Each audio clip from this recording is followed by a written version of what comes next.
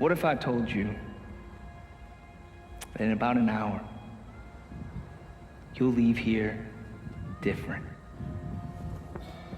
See, every Friday for the last 6 months, my family and I have bore witness to an absolute spectacle.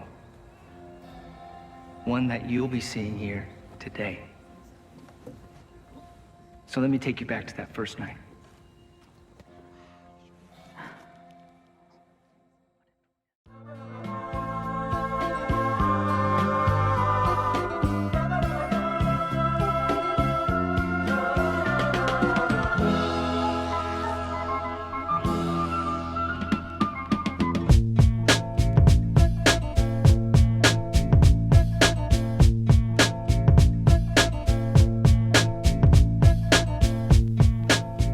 Welcome back, everybody, to the Film Bros podcast. My name is Isaiah Lucas, and I am joined by my co-hosts. Abraham. And Nick. How you guys doing tonight? Pretty good. Pretty good. How are you? Doing good. I can't complain. Cannot complain. I got to tell you, I'm watching the skies after watching Bro, this. for real. You looking at the clouds? All of them. I'm making sure they're moving. Yeah, especially with all this like alien footage that's been coming out recently. I know. It's been hitting TikTok and all this stuff.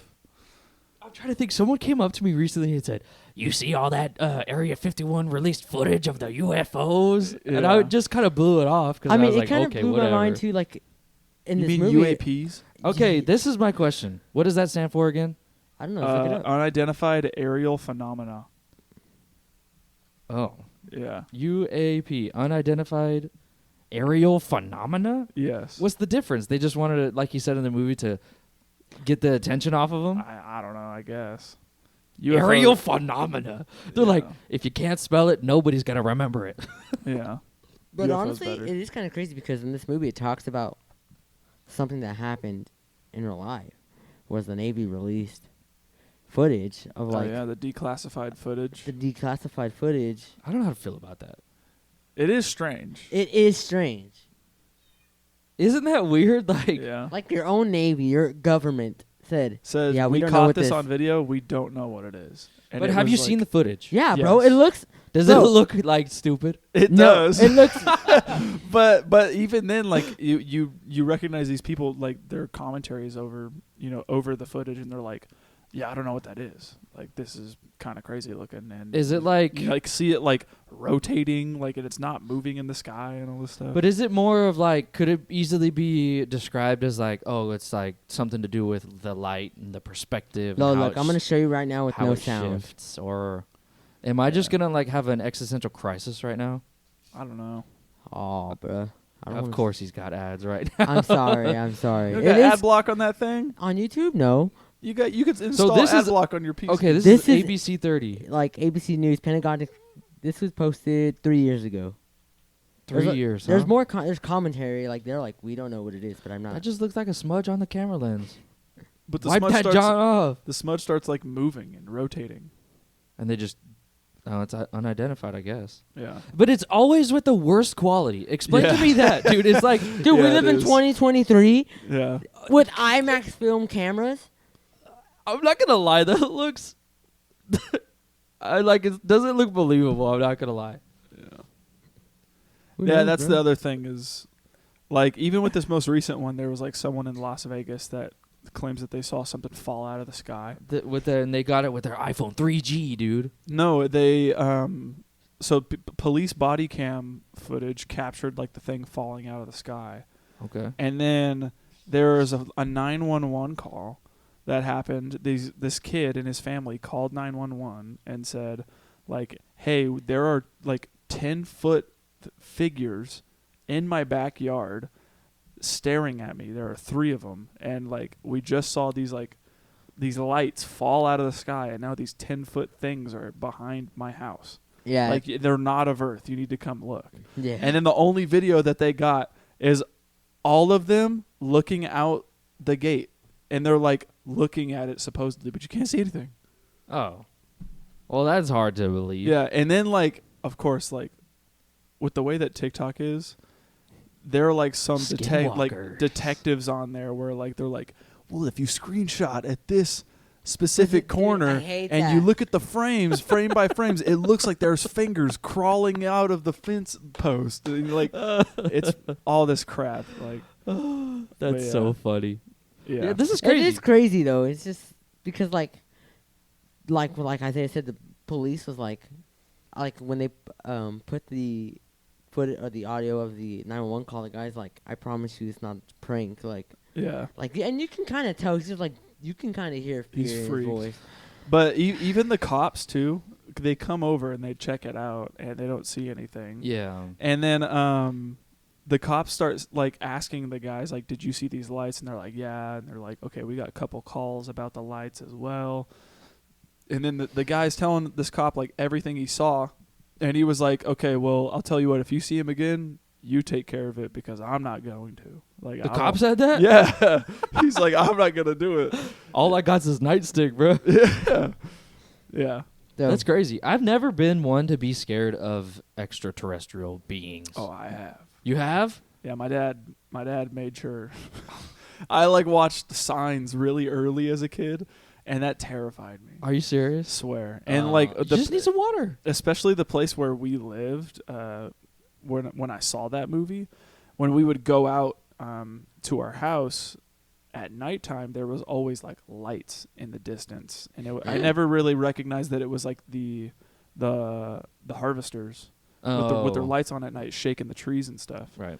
But as a kid, I would just see these lights in the distance and be like, They're "What- making the circles. what is that, dude?" You know, and then of course my dad was like, "There's UFOs out there," you know, and all this stuff. And I remember he showed us signs one night while my mom was away on a trip, and it was just me and my brothers. He showed us signs, and like in the dead of night, turned off all the lights, turned the sound up way higher than it should have been. And then like as the movie's coming to a close, he sneaks away. Goes to the like control panel of the home, Break a box. cuts off all the power to the house, and then like starts like grabbing branches and is like scratching on the windows and throwing stuff and everything and making all these noises and stuff. And Yes. us as kids, we were terrified. Pooping your pants. Yeah, and then we come to find out it was him. And then afterwards, he's like, "All right, let's watch some UFO files." Like, and all this stuff, and we're just like, no. So, as a kid, I was like scared that aliens were a thing. I mean, they potentially still are, but Yeah, I've never. There was one time where I was like, "What the heck is that outside?" Not only me, but my whole family saw it, and we were like, "What is that?" It was like a beam. It was like a bunch of dots moving in a sequence, Oh, and yeah. I was like, what the? And I was zooming in, trying to get the picture, and you know how like you can never do the sky justice or whatever, Never. and we were googling it and searching it. Stop listening. Anyway. It was Elon's was it the satellite little wave thing? Yeah, I remember that. I was freaking out. I thought we had made a discovery. You got the shot. You got the Oprah shot. Yes, the Oprah shot for real. Yeah, I remember when that was a thing too, and everyone was like, "Yo, what's going on those I lines?" remember Like, my first time working in the fields, and I did nights for a while. Oh, they you were- got like a clear view of the sky. Yeah, huh? I had a clear view of the sky, but they were fumigating fields a couple blocks away, a couple miles away, and Siri knows we're talking about aliens. and yeah, she's government like, agent "Shut up." says, "Stop it." and It's on silent. and I saw like lights come down, but I didn't know it was a plane. I didn't hear the plane or anything, and like, so at first I didn't see any lights, and then you see lights turn on and out of nowhere, and then just hover on the ground, and then go back up and disappear. Dude, that- And then, I, and I was Visual like, representation of my booty I hole. was like, what was that? What was that? And my coworker was like, oh, that's an airplane. I was like, that's no way it's an airplane. It turned off and turned That's on. funny. And then finally, like, came back around, and then That's we funny. got closer, and I was like, oh, okay. But I didn't know what it was. Like, literally, nothing. And then you see lights turn on in the middle of nowhere and then get so low to the ground, and Yeah. then come back up and nothing. That reminds me, I had kind of a similar experience where I was, my first car ever was a convertible. And so it was like a summer night, and me and my brother wanted to get Starbucks before it closed that night. And so we put the roof down, and we were driving over the train tracks on like that intersection a little further, like closer to the old tire shop. Yeah. And we were crossing over, and it was dark. Like, I think Starbucks in town closes at like 8 or 9, so it was like maybe like 7:30 or something. And there was a crop duster that regularly like flies over the town. Mm-hmm. That yellow one? Yes. Mm-hmm. And it was nighttime, and we were, not paying attention, listening to music and stuff, and I just seen these 3 lights. Yes, Like, that's what I'm saying. like just going like that, and then I knew what it was, and I looked up at it, and I was like, "Oh, it's a UFO!" And my brother Caden looked at it and went, "Ah!" Got scared? Yeah, and like covered his head. I remember I was just dying laughing, and then afterwards Yeah, he saw the yellow of the plane and was just, we were laughing. Yeah. Dude, it was funny. The 3 lights, literally. I know exactly what to talk about. That's what I saw. And I Yeah. didn't know what it was. Who came up with the probing? What is that about? I don't know, man. That's a fetish thing or something. Every time I think of aliens, one of the most classic thing is they're gonna beam you up and they're gonna, probe you. Like they're gonna just shove some. For what? Like, what do they need for that? What are they going to get from my butthole? Good Some question. important data. Who knows? man? What? I All that don't comes know. out there is poop. I only ever think of like South Park. When they show that like there's an episode where like Cartman gets abducted by aliens and they probe him, and it just shows him just getting penetrated by, No. by like a metal rod. But for what is my question? I want to know where that came from. Yeah, I don't know. What movie or what story? What form of media? Probably someone who's like, I've been abducted and they did this to me, Yeah, and it just was passed along. something like that. Luckily for us, the alien that's portrayed in this movie is nothing like what's portrayed in like popular media. Yes, Which I think is actually a breath of fresh air. I agree. I really enjoyed the way the alien is presented in this movie, and it's way different. And I think that is better on the movie. Mm. And I have a lot of people on the internet that disagree, Mm. which is crazy to me. But if you couldn't tell by the title, we're talking about the 2022 film Nope.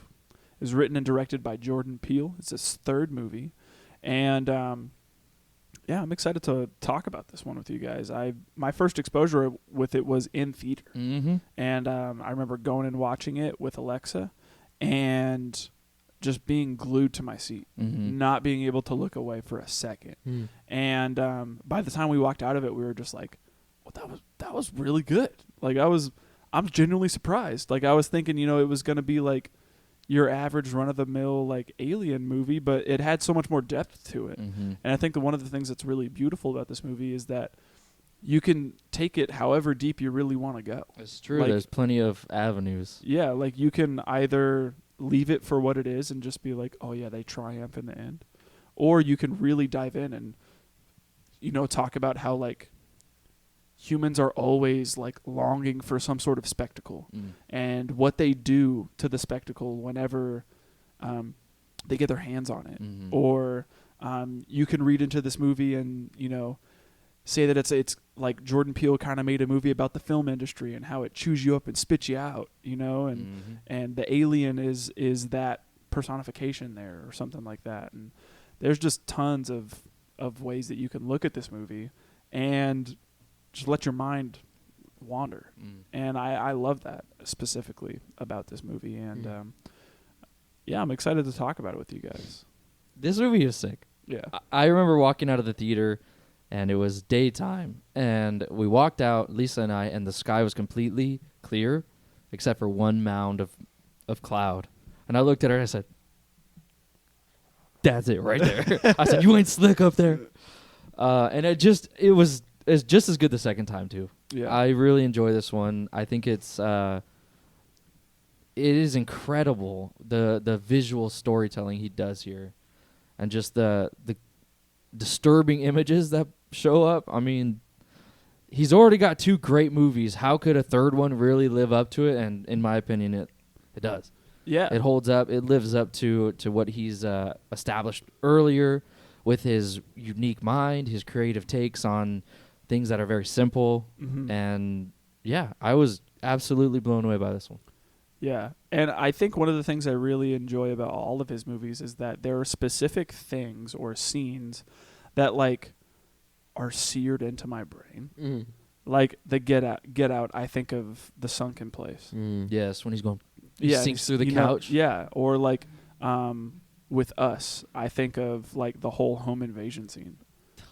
And like I think with this one specifically, there are so many scenes that are like seared into my brain, like seeing the inside of the alien, like for the first time, and then recognizing like, oh, we're in it, and like this is what these people are feeling right now. Like it doesn't actually kill them right away. That's terrifying. And it's crazy because like how you say it, because when we're seeing what's happening to them, it looks like, I feel like seeing what it is, I can feel it. It's like I can almost imagine, like, have you ever been trapped in a bounce house when it deflates? Yes. Yes. The claustrophobia, dude. That feeling. That Dude, feeling the rush in that? for like 30 seconds on this movie, it gives that to you. Yeah. Yeah. I think that's a great description of what I would feel. Yeah. Heck no. Yeah, that's why. I recently saw, I don't know if it was a protest or if it was just something that, like a performance that they were doing, but there were people like vacuum sealed. Like they were hanging up, but they were vacuum sealed in the, it's not the latex one, it's the one you could see through. And then they just had like a little tube coming to their mouth so they could breathe. And they were like this. And that's how I feel like they would feel in the alien. Yeah, I have like, I wouldn't say extreme claustrophobia, but I am claustrophobic.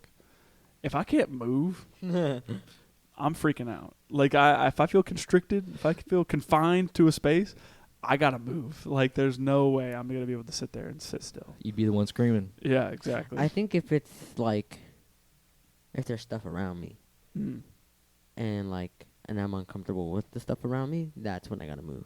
Okay, I see. But yeah. But, dude, I'm kind of sad I didn't get to experience this movie in theaters. That's the first thing I wish finishing this movie was. This was my first time watching it, and immediately I wished I watched it in theaters. This warrants a theater watch. Like, if it could ever go back to theaters, please. Like, I want to see it. Yeah, and I have to say too, like I really enjoyed it watching it in the theater just because of like how dark the movie is on a like a color scale. Yeah, you get to really sit in that, and like especially like the intricacies of like the sound design in this movie. You really get to hear the way the alien sounds, and like certain jump scares just work way better. They do, you know, and all this other stuff. Yeah, that's one of the things. It's less immersive at home, and it's harder to really be engaged with it, which is what I've noticed. Because I thought to myself, like, okay, I love streaming. Like, I love that they come to the streaming right away. It gives us options, whether you want to go to theaters and experience that, or you want to stay home and have the bathroom right there and all that stuff. But yeah, I've noticed it is a lot harder to be engaged. Yeah. And some of those just don't hit as hard. Yeah. Yeah, definitely.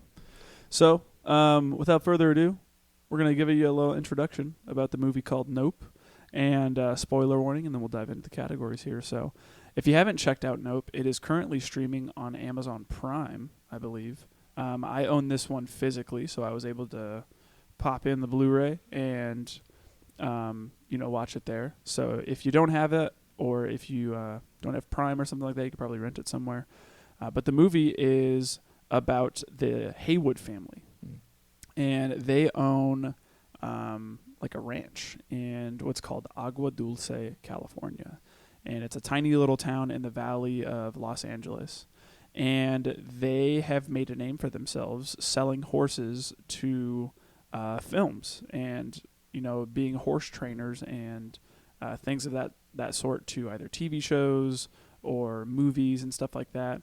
And one day, while they're on the ranch, our characters OJ and Emerald and their father are all on the ranch. Emerald has gone away at this point.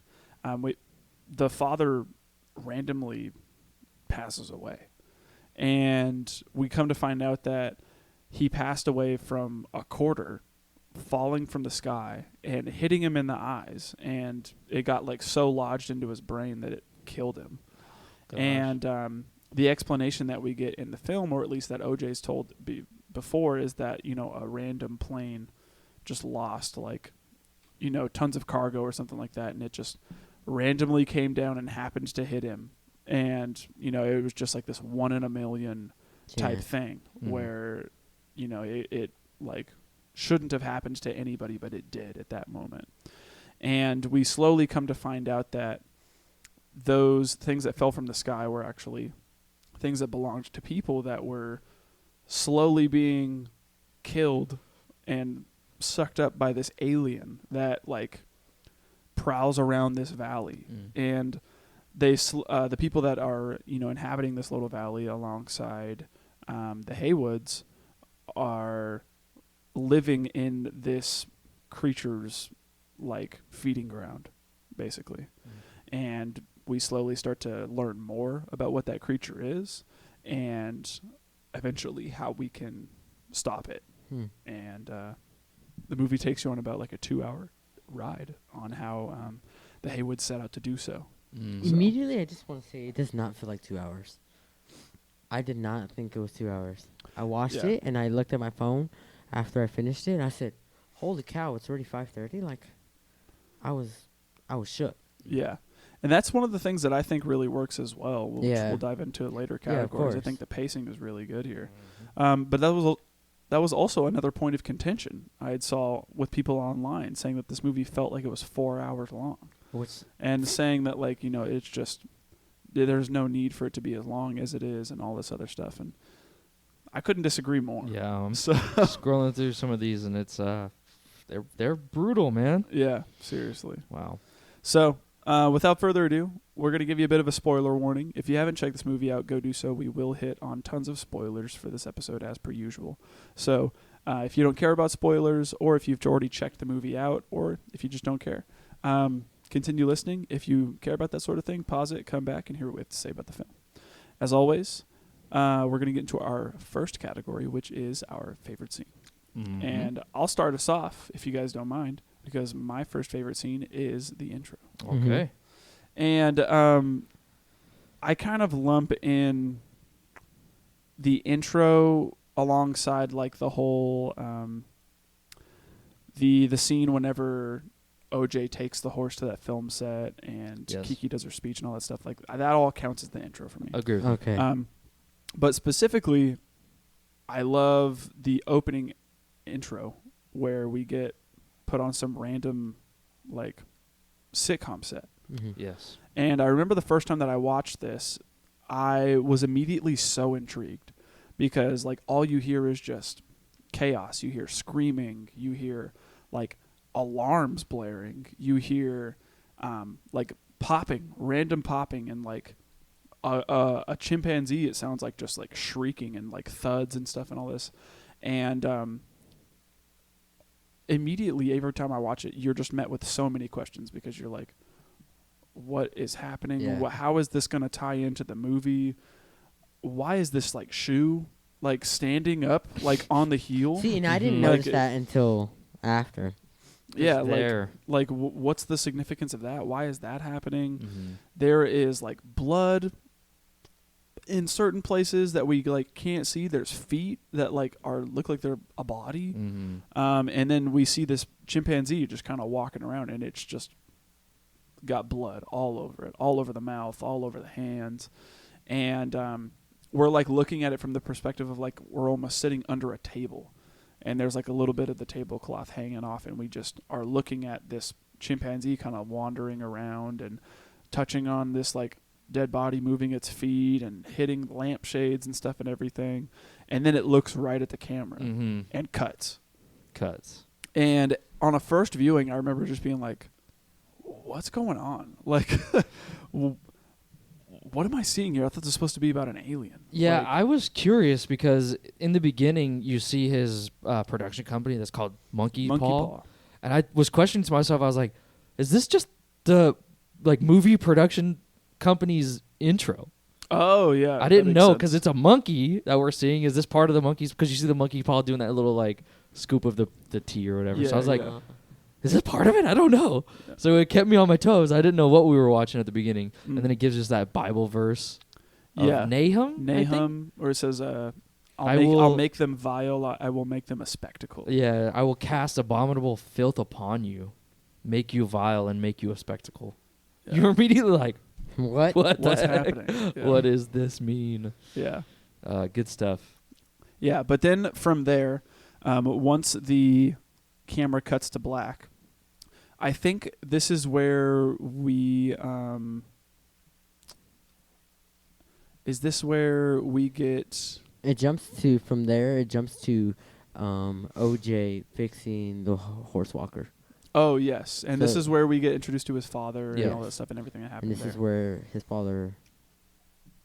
Yeah. So one of the other reasons that I really like this is we get cut to our main characters who are on the poster of the movie, Daniel Kaluuya and his father. And, you know, they're walking around the ranch, fixing stuff up, talking. And, like, he comes over to his dad, and his dad is, like, teaching the horse how to, like, lay down on the ground so that way someone can mount him from the ground and then stand up and all this stuff. And I also, like, immediately get intrigued here because we get to see, like, all of the machinery and, like, the electronics, cell phones, things of that sort just happen to just die off for, like, a brief second. And then while that's all going on, stuff just starts falling out of the sky, like keys, like random things, forks, hats, Belt buckles. Quarters. Yeah. coins, like all this stuff. And that's when we come to find out that while all this stuff is The way they flying shoot out of it the is sky, so cool too. It's weird. I was almost like, what? Like I was just like, because you never think of metal falling out of the sky. mm-hmm. So when I saw it, I was like, what am I watching? Right. I was confused. I was like, because he sees that happening in the scene, and I hope I'm not taking away from you.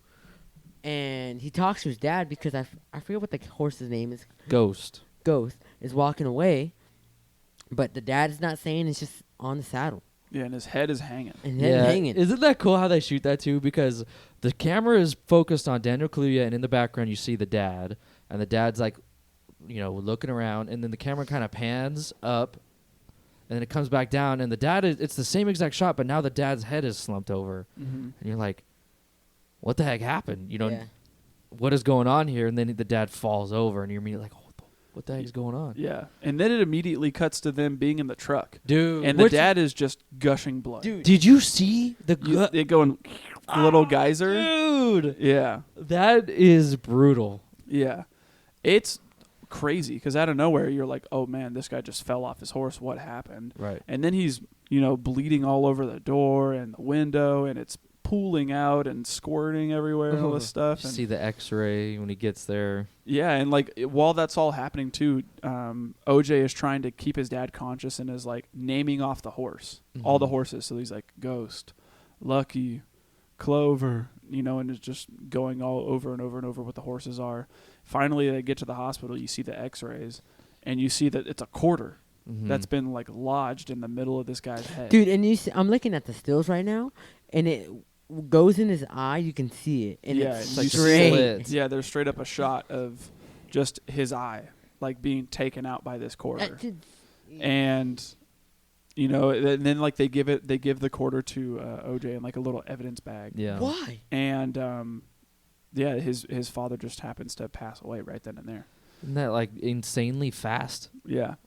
And then after that is when we get put into the credits where it kind of goes in, and even the credits seem a little bit strange to somebody on a first watch because it looks like we're like looking at like a hot air balloon, like from like say you're in the basket and you're looking up, it's just like a square, and there's just like wind rumbling around and all this stuff, and the camera just keeps going and going Like and zooming going and in. going and going. And I remember on a first watch when I saw this in theater, I was like, what's happening? Like, what am I looking at right now? This is weird. And like, it's very ominous too. Like there's just this like crazy intense music that's happening while it's going on, and then eventually the camera gets like swallowed by the blackness of that square. And then it starts to fade in the first ever motion picture, which is the 2-second clip of a black guy riding a horse. And it starts to kind of fade in, and while that's all going on, it then cuts again, and we get to see that this is later on in the future. And there is a horse, and it looks like OJ's on a movie set against a green screen, and he's being a horse trainer and lending his services to this film set. It's kind of rough too because it's almost like he's thrust into a position he's not ready for. Yeah. You know, like you feel because the dad even talks about like we're making it big. You know, they're gonna call us back for the sequel. Yeah. You know, the dad's like, we've made it. All we got to do is just not mess it up. Yeah. And now OJ's in a position where, you know, he's standing here. He's not very assertive. He's really like standoffish, not able to project his voice at all. Yeah. And he's kind of getting tossed around. Mm-hmm. And it's really, you know, sad to see it because you would imagine the dad is in this position. The dad is the one that's like, this is my company. I'm running it. Yeah. And I think it's also interesting seeing like how much the people around him in this setting like don't care. They don't either. They don't really Like care at all. he consistently tells these people like, "Hey, don't stand behind the horse. Hey, don't do that in front of the horse because I'll freak out." Yeah. And all this other stuff, and they're just kind of like, Yeah, yeah, okay. yeah, whatever. Yeah. And like they continue to do what it is that they're doing. Yeah, they don't really treat it with They the don't respect treat, of a they- live. they- It's literally a live animal. Yeah, and they don't also respect him Mhm. because he's literally telling them not to do this stuff, and they're like, okay, yeah. Or like even like whenever he tells them his name's OJ, Yes. and the woman comes up and is like, huh, okay, Like, remember when they you heard the dialogue? They were like talking to themselves or whatever. We can hear it, and they're like, "Where's the older guy?" Like, "Oh, he passed away," and he goes, "Oh, so we're left with this guy." F. Yeah. Damn. yeah, Like, what a kind of stab in the heart. yeah, seriously. Like, oh, we have to deal with this guy. Okay, whatever. Yeah, but I also love this scene too because I really like seeing it seems like OJ's reluctance to be there. Like he Yeah. doesn't want to be there, but as you had said, like he's been thrown into this position and Mhm. now it's the only opportunity that he has to make any sort of money to put food on the table for people that he cares about. Right. And you know, So my he's business sitting there. partner will Yeah. be here. Yeah, he's waiting for his sister Emerald, who is late, and you know he's about to start making the speech for everybody, so that way they can get filming whatever it is they need to film. And then Emerald runs in, who's played by Keke Palmer. I love it. She's great. I She's freaking great. love it. The energy she brings to this is great. I love her character. She's Me too. awesome. It's But- got the comedy. Again, Yeah. it's like a perfect balance of comedy in here. Yeah, and she comes in and starts, you know, saying, "Hello, everybody. You know, I'm sorry I'm late. We're gonna get started here." And you know, does this whole little speech thing where she starts saying that, "Did you know, like the first ever motion picture was a 2-second clip of a black man riding a horse. You probably know the man who made the clip. His name's like Edward Muybridge or something like that." Yeah. And he says, "But nobody knows anything about the guy that was actually riding the horse." Mm. What would you guys say if I told you that man that was riding the horse happens to be my great grandfather? Mm-hmm. And Great. There's another great. yeah, and you know, she goes on this whole tangent and starts to say that like we like to think that, you know, ever since the motion pictures could move, we had skin in the game. Yeah. And you know, everyone is just kind of listening to what she has to say, and then she even starts like spitting Promote all of her herself, side gigs, and dude. she's like, "I sing, I dance, I do acting, I Hey. direct," you know, and all this other stuff, and starts like going off about all this other stuff that she does, and then eventually goes to talk to somebody else and leaves OJ by himself to continue what it was that they were doing, and the horse ends up freaking out because one of the guys comes over and shows this like little reflective ball type thing to the horse. Mm-hmm. The horse sees his reflection, freaks out, kicks something behind the people. It scares them. So then they decide, okay, we're not going to go through with having the horse here. We're just going to CGI it. And they like wheel in like a fake horse. It looks stupid. Yeah. And it ends with OJ losing the job Yeah. and them having to travel back to the ranch where they're from and Mm-hmm. try to pick up where they left off. Well, this is where we get introduced to Jupiter's Claim, Mm-hmm. which immediately I love the environment here. It Yeah. was so cool going through it at the Universal Studios. Yeah, this was one of the sets that when Nick and I had went to Universal It was so Studios with one another, the backlot tour includes Jupiter's Claim as part of their tour now. So they like drive you through Jupiter's Claim, and Mhm. the music's playing and all this stuff, and then it gets to a point whenever you see like stuff start breaking, and you hear the alien noises and all Yeah. that stuff. It was cool. Absolutely cool. And then it's we get the introduction of Jupe. What's his actual name? I think it's Ricky. Ricky? I think so. Oh, okay. Which is Stephen Ewan's character. Yes. and this is kind of he's falling on hard times. So instead of getting that job, now he's got to sell his horses off, which is obviously it's kind of like losing that legacy he was holding on to, which is rough. Yeah. Not one of my favorite scenes. Though. What's your next one? My next favorite scene is when we get introduced to Angel and Jupe.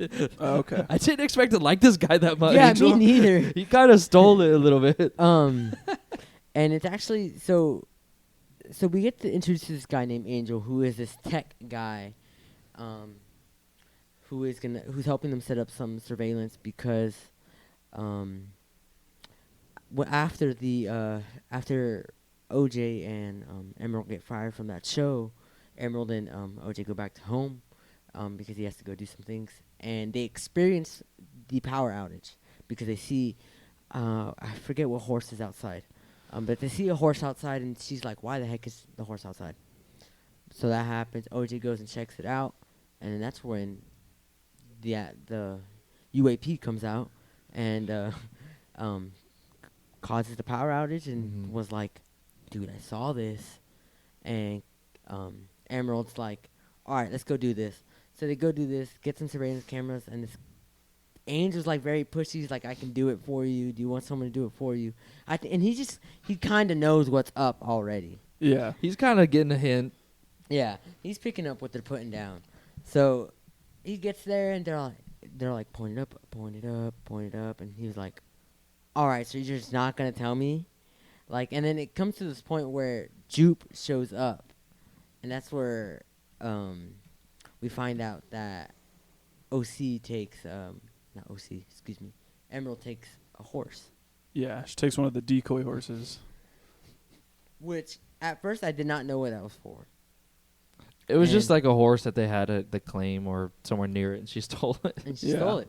And then that's when Jupe comes up and was like, trying to, like, create conflict. But the way that she finessed it, she knew exactly what to say for him to not be able to turn it on her, or, like, flip the switch. Mm-hmm. And then, so then he leaves, and then that's when I start dying laughing here. Angel's like, "All right, you're not going to show me, like, tell me what's up?" Yeah. And they're like, "No."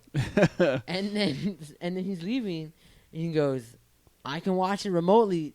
Get out!" Like, Yeah. it's so funny. It is. And then that was my favorite scene, and then it leads into another one of my favorite scenes, which is the boys. Yes, this is my favorite. This has got to be one of the good, One of the better ones. I think Yeah. this is, if all of ours. I don't want to take it, so it's just you have it. Take it. No, I was going to hit on the scene where Ghost got out, because that's one of my favorite scenes as well. Yes, and this is kind of blew my mind that it didn't get nominated for an award for just how beautiful it looks, Yeah. cinematography The wise. nighttime shots in this movie are insane. Don't they look awesome? And it's crazy to think that they weren't actually shot at night. Yeah. Not at all. They were all shot during the day, and this was all like digitally colored and edited to make it look like it was at night. And it looks. And it looks insane. I'm convinced. I'm convinced Yeah. that this was shot at nighttime. It's Yes, crazy. It is wild. But that whole sequence where Ghost ends up getting out, and like even beforehand, like seeing Emerald dancing with like that music playing in the background, such a vibe. Mhm. To just like put on a record, have a drink in hand, and just be by yourself, and just get lost in the music for a moment. And I have to say, I love just the intensity of this scene and how stressful it is. Yeah. And like, I don't know if you guys have ever been like put in a position where like you're camping or something like that, and you got to get up in the middle of the night to go to the bathroom, Yeah. Or something. Yeah. and it's dark, Mhm. and like maybe you got a flashlight or something like that. But But it doesn't help. It's terrifying. Mhm. Like being out there in the dead of night, there is no light. It's quiet. You're vulnerable, Dude, Like, I like You it's got your terrifying. You draws saying that?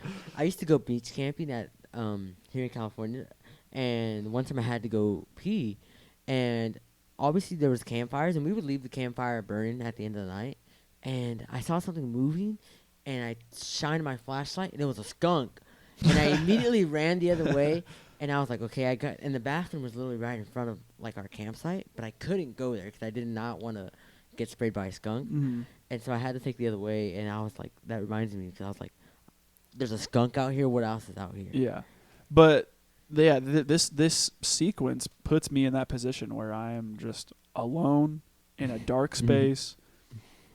I'm vulnerable. And not only that, I'm seeing glimpses of this flying saucer in the sky bouncing around from cloud to cloud. And it's watching you. It's the most intimidating thing.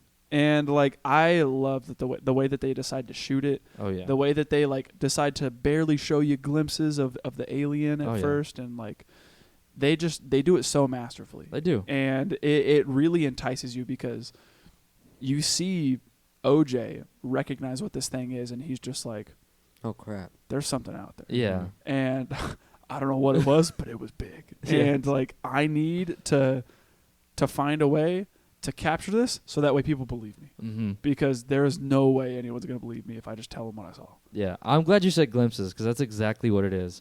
You get the shot where it like you hear Jupe or Ricky over the loud intercom like he's rehearsing for something that's coming up on Friday. Yeah, they're on the same stretch of land. Right, and you hear he's like talking about a star lasso experience. You'll never be the same when you leave this. And then when the camera pans over and the all the power goes out, you see just like a little whirlwind of air, and you're questioning yourself. And then that's when he sees the little thing.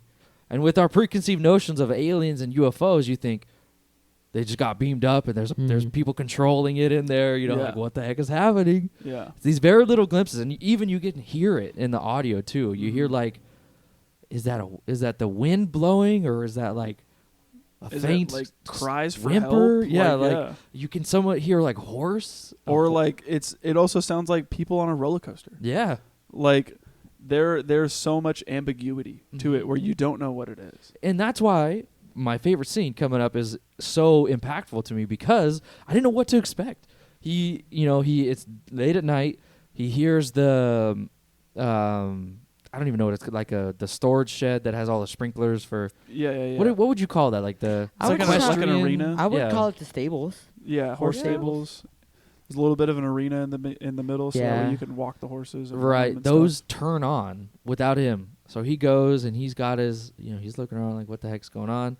There's nothing there. He goes and shuts the light off, and he's walking back, and he gets pretty far, but as he's turning the corner, it turns back on. And I kid you not, I was like, I was on my toes. The aliens are here, bro. What's happening? And he's like, obviously he knows something's up, so he's pulling his camera out, and then you see it's like a black figure, and then it just stands up. Yeah. And he sees it. I think he goes, nope. Yeah. And he like turns around, he's getting out of it, he's pulling his camera up, and I think he goes around the corner, and then I love how long it takes. Yeah. Because he's got his camera out and he's zoomed in. Bro, and then I it's hate just that like it's a flip phone camera. It feels like an eternity, doesn't too. it? Like, It's where you're like a just good sitting minute there or two. waiting for it to happen. I'm looking at the corner like, I didn't know waiting. where it was gonna come out. Yeah. Because and- there was multiple of them. Yeah, that's it's, true. Again, Jordan another with the second one, like, pops out. Yeah, you're like, there's two, dude. He's outnumbered. he's outnumbered. Yeah. He's dead. Yeah, but that specific hold of how long it takes for them to edge their heads out of that corner, love it, dude. Jordan Peele knows what he's doing, and he knows how to captivate an audience. And for how long it takes, like you just see like the side of their eye like come out, and he's sitting there recording it, and then all of a sudden he keeps backing up, and then there's another one behind him hanging upside down. And that's one of the things I love too, is like feels so human. in any other horror movie or something like that, if that were to happen, and run, and it would be this whole chase And sequence. they trip and Exactly. But Jordan Peele says no. In any real situation, someone is swinging. Yeah. And like I feel validated there. I feel satisfied, because if that were to happen to me, I'm doing the same thing. I'm fighting. Like I'm trying to survive at that point. And he does it, and then eventually he stands up and he realizes like, oh, it was a kid in a costume. yeah. Like I just punched a kid. And then they like all put their stuff back on. They all run out. They and got the little high-five. voice modulator thing on it. Yeah. It's Ricky's kids. Yes. And And we they're- come to find out. Yeah, and they're trying to get him back because they stole the horse. Yep.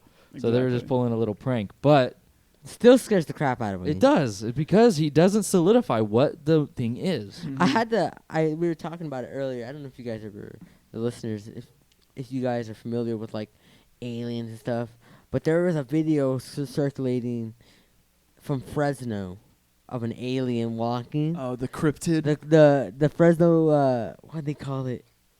Was it the cryptid? That's just what they're classified as. They're classified as cryptids, but I don't know what it was called. They Like called the it Fresno Walker, or something like I that. don't That's know. exactly what these things remind Fresno me. Nightcrawler. Oh, is that it? And it's I like don't this know. little like white Fresno thing. Elliot is a cryptid. That's what it says. Yeah, so that's what. Seeing this that little white kind thing? of reminded me of that. And then, I don't think they ever like proved that. I don't know what they said that was. I don't Ooh, it know. does look like a little white thing. That's what Yeah. I'm With saying. no It's- arms. Yeah, it's like It's it's just legs. Like it's weird looking. It is very strange. It kind of looks a little cute though. I'm not gonna lie. Yeah, I saw somebody had a bumper sticker, and it was like a cute little like kawaii drawing Of one of these? of it, and it said I went to Fresno and saw the Nightcrawler or something like that. It was- You can get a Nightcrawler plush. That's From- funny. That is not intimidating at all, bro. It looks like it needs some jeans. It looks like Yeah. a teeth. Yeah. Yeah. Yeah.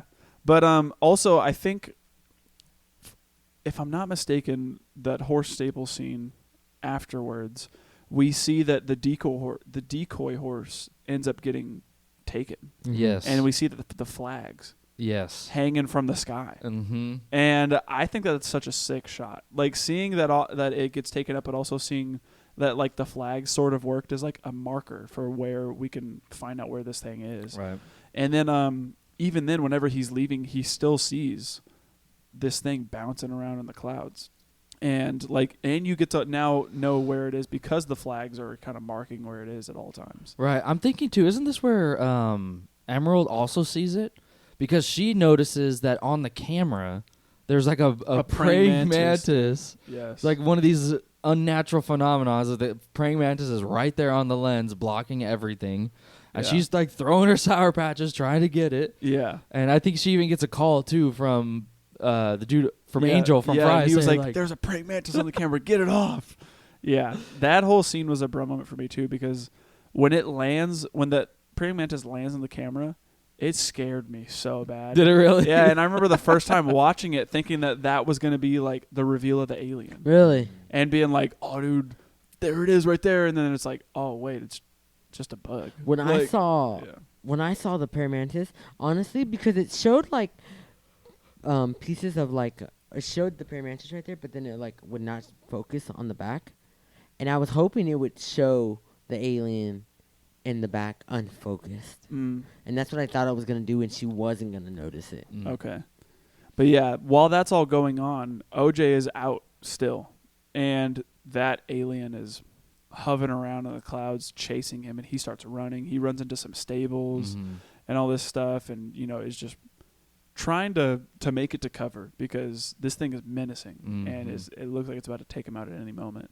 And eventually, after it ends up leaving, coincidentally, the praying mantis also leaves the camera as well, right as it's gone. Mm-hmm. And that Yep. was just another huge bro moment for me too. Mhm. Seeing that like the entire time this thing is chasing OJ, and their opportunity to catch it was there, but this freaking thing was blocking it the entire time. And then as soon as it's done, it leaves. Yeah. So Makes you question yeah, what kind of powers does this thing have? yeah, exactly. Stuff like that. My next one isn't until haven't talked about the structure of the film. How we get those title cards of it starts off with the horse's names like Ghost, and the other one and then Lucky or whatever. But it's not until we get the Gordy one, Mm-hmm. which is great. Yeah, It's more we get a little bit more context as to what's going on. We see that it's Ricky. He is like as a kid, he's on the set. He's a child actor. And you get more of the context. They're having a birthday party for Gordy, and the sister kind of outdoes everyone with this massive gift, opens it up, and it's a bunch of balloons. And at first, everything's fine, everything's doing great. You kind of you see Ricky kind of like, "What's my line?" and like redo it, like we're on set with them, And the balloons go up and they pop. And I just love the scene of Gordy losing it. Yeah. And taking people out. Yeah. They don't show you very much of it. No, they leave a lot to the imagination. They do. They kind of just show the aftermath of Gordy covered in the blood. Mm-hmm. But, you hear one guy come out and he's like, "Gordy? No, Gordy?" and then he tries to outrun him, and he gets punched on. Yeah. And then you get to see Gordy come back, and like you hear that slurping, like like squishing noises. It's nasty sounding. and it's dead silent. And Gordy's kind of walking around. You see kind of that same thing where he hits the lampshade, sits down, and looks at the camera, but he's looking at Ricky, who's hiding under the table. Yep. And immediately they're like, "Oh crap, Ricky! This little kid is gonna get mauled to death by a monkey, bro." Yeah. And the monkey kind of gets up and goes towards him, and I don't know what it is. It kind of seems like they were friends or something. Like yeah, it he goes for a little fist bump. Yeah, he kind of like reaches it at the. In the trailers, they show this monkey fist coming in, and it looks alien. Yeah. So you can only imagine, like, is this the alien that it is? But Mhm. it's Gordy. He reaches in like he's trying to give him a fist bump, trying to say like you were the only one who was nice to me or whatever. Mhm. Kind of feels that way, and then immediately, Gets shot. the Dude, gunshot. my jaw dropped when that happened. Were you? Did you get a jump scare? Oh, I didn't jump scare, but In the theater, I went. Yeah. It's loud.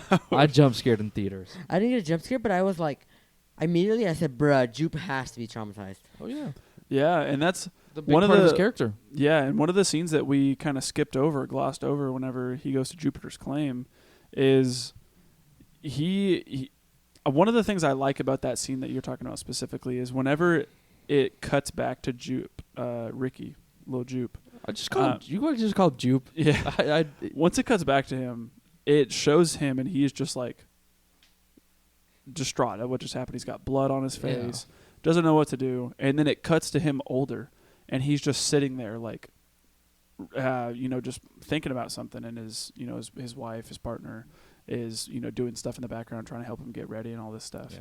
And the only thing that we ever get to hear Jupe talk about in reference to that thing that happened in his life that was so traumatic, it wasn't even from his firsthand experience. Mm-mm. It was Saturday Night Live's take on it. Yeah. Like, it didn't even ever talk about the way that he felt or the way that he experienced it. He talked about it in a way that somebody else did that was funny. Right. And that was a way for like people to look at it as a spectacle and to laugh at and all this stuff.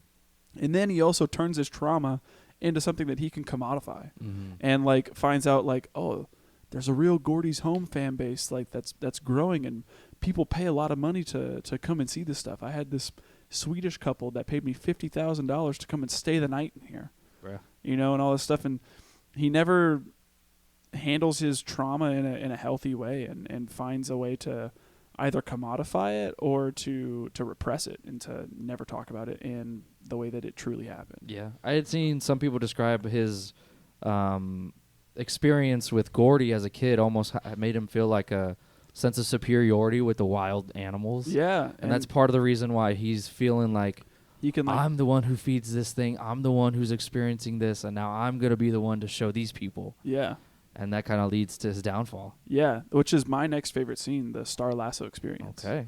And I really love this scene. This is awesome. This scene is just great. I love the way that everything looks. It's beautifully colored. There are just pops of red and green and blue and orange and yellow all over the place. It's gorgeous looking. His suit's looking sick. His suit looks fresh. The like red like blazer and pants that he's got on with the like UFO embroidered on the back. Mhm. Dude, it's Flower so nice. hits are It's sick looking. Subtle detail. Yeah. I remember finding out the first time that was a UFO and being like, what? I didn't even know. It was like, right there. Yeah, it's super sick. Like just these tiny little details. And I love this entire scene. And first off, seeing Mary Jo Elliott, This was is just a huge bro moment. Who is that? big bro moment. Because I remember in the trailer seeing that shot of like this woman with just this disfigured face. Yeah. And I remember seeing it and being like, well, who is Yeah. that? Like, what is that supposed to be? What's going on here? And then we come to find out that was one of his co-stars that was mauled by Gordy. Yeah. Do you remember when you hear the squishing from Gordy? I That think it was either That's him. the lady that's laying down. Yeah. It was either him ripping her face or like chewing her face. face. I thought off. it was. I thought it was definitely like beating on her No, and like she ripping survived. her Oh, face. yeah, she survived. And that's what she looks like That's 'cause what of she looks Gordy. like now. Yeah. Isn't that crazy? Yeah. That was nuts Seeing- when I saw Seeing that. her was a bro moment. Yeah. But The scene goes Dude, on. and you don't even like see all of it yet. No, it's she's, like she she's has like a veil. covered. She has a veil to cover herself. And I just think of the scene where the mind-blown. wind blows it up, and she's like, Yeah. I'm not trying to be mean, yeah, but yeah. It's wild looking, but it's also a bro moment seeing that they're about to sacrifice Lucky. yeah, Like when we find out that like, in order to get this alien to pop out, you got to tempt it with food, Mhm. and that the entire time, OJ's been selling his horses to Jupiter's Claim.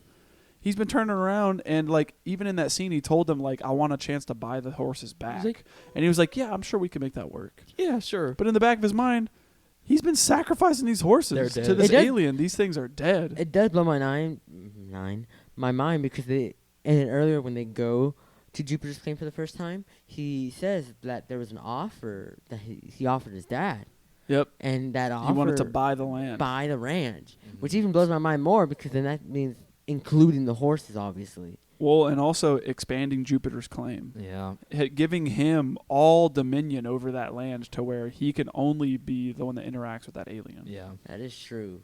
So, I didn't think about that. yeah. But yeah, another bro moment too when we see the costumed kids come out. They run out with the mom, and we find out that these are actually Ricky's kids. Mhm. They come out dressed like the aliens that we saw in the horse We're stables. gonna And do a number. they call them the viewers, Mhm. is what they call them over there. And yeah, eventually what happens is He explains his first experience. yeah, and he says, I saw something that like nobody could explain, and it stays here in this valley, and what you guys are about to experience is gonna change your guys' lives Mhm. forever.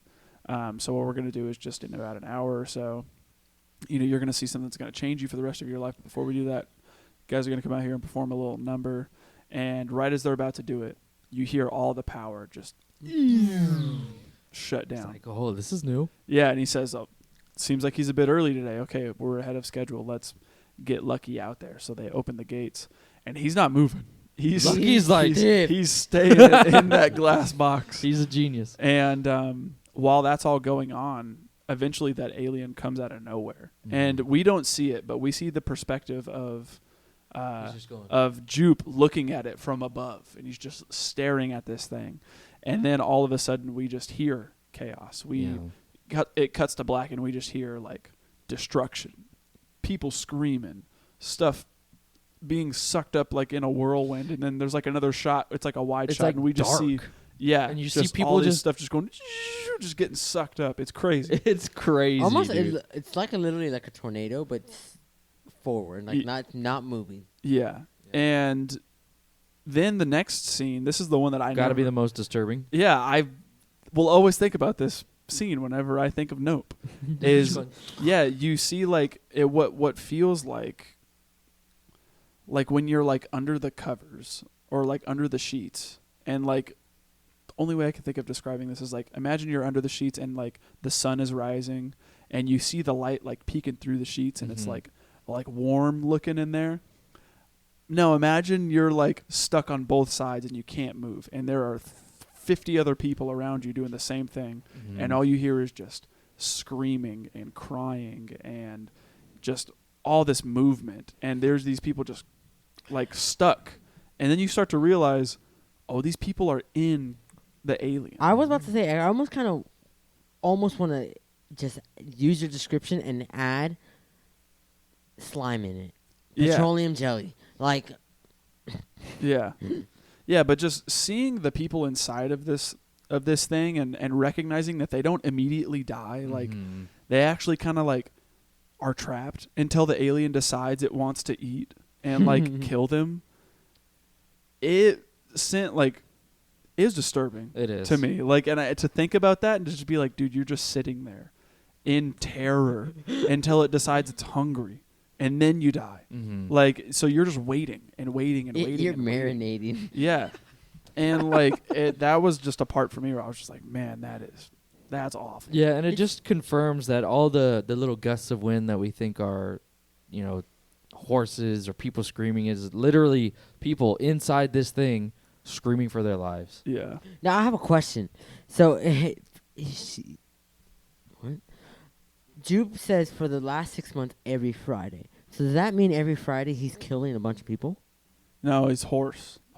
He's sacrificing those Yeah. horses. At 6:13, he'll Oh, okay. send a So horse this is out. the first time it sucks up all those people. Yeah, And I think it's just because it's upset that it's got the fake horse in there, or possibly. I don't know It- exactly what it, sets it it It off. got aggravated last night, the night before, because of the fake horse. Right. Yeah, and I also think it's a bigger picture type thing where we get a short slice of dialogue from OJ's father where he talks about how Ghost or one of the horses doesn't want to be tamed or it's hard to tame it. Yeah, he did. Say And he says like something that. like he says something was to the Ghost. effect of maybe some animals just aren't meant to be tamed.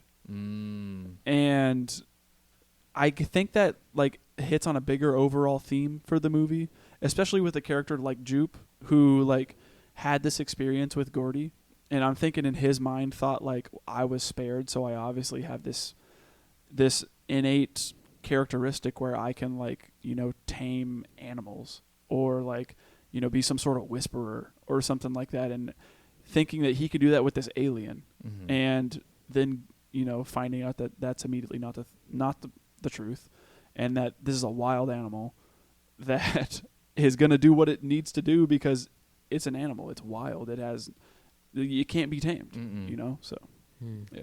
That makes a lot of sense. Yeah. But that's it for that scene for me. You guys got any other favorite scenes here? I just wanted to. It made me laugh a lot. I just want to hit it real quick. When we get a scene where Emerald calls the director of the movie that they were working at.